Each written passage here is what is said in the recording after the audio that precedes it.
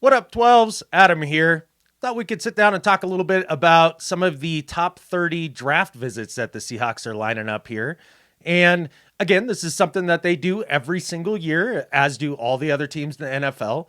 Basically, you go to the combine or the Senior Bowl or wherever it is that you're looking at draft picks.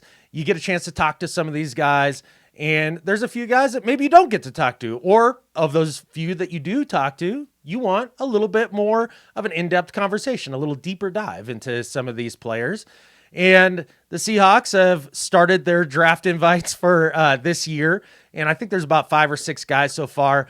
And it's kind of weird because they have a lot of safeties coming in, a corner, and a couple offensive linemen. I'll tell you out of those guys who I'm most excited for. But is this even something that we should pay attention to anyways? In the past, have the Seahawks really even drafted many of these guys that they bring in?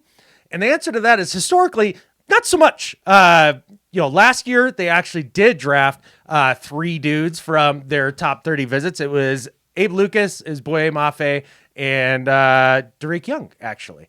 The year before that, they only drafted one of their top 30 visits, and not exactly what I would call an impactful player, but a guy that the Seahawks seem to like a lot in John Radigan. Year before that, they drafted none of them. None. Not one. So if you go back and you look even further, there's not a lot of dudes that they do pick from these top 30 visits. For example, last year they bring in Desmond Ridder and they bring in Sauce Gardner. And we know they didn't select either one of those guys, even though they really didn't have a chance to select Sauce. But no worries, because they actually got the Defensive Rookie of the Year and Tariq Woolen later on in the draft. Much better value and a better player statistically. Just look it up. It's not even close. Tariq Woolen, better than Sauce Gardner. But that's a conversation for another day. These guys that they're bringing in this year, these top 30 draft visits, there's one that stands out to me. The safeties, I don't care. We're set at safety. We don't need to collect them all. This isn't one of those games. There's 2 offensive linemen. One of them is a smallish guy who's super versatile, that sort of thing.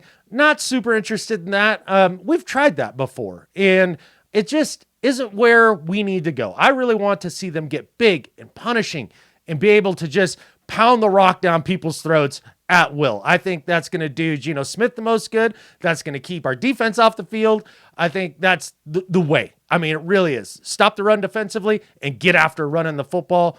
And to me, the one guy that I really do like out of these top 30 picks, or top 30 visits, is a guy who's projected to be a maybe late first round pick, maybe higher, but DeWanda Jones from Ohio State. This dude's a monster. He's a tackle, 6'8", 374 pounds.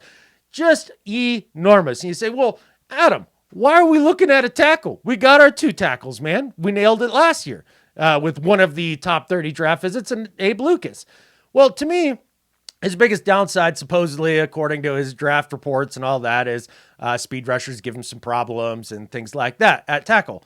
Well, holy smokes. That sounds like he's a guy that would fit in very nicely at guard. Then you end up with Evan Brown at center, who's 320 pounds. You got Jones at guard at 380, and then Abe Lucas, who is also a monster. So of these 5 guys they've brought in so far, he's the one that excites me the most. I'm curious what you guys think. Is there anybody that you think they're going to bring in for a draft visit?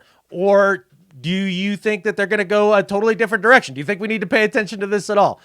I don't know. Love to hear what you guys have to say.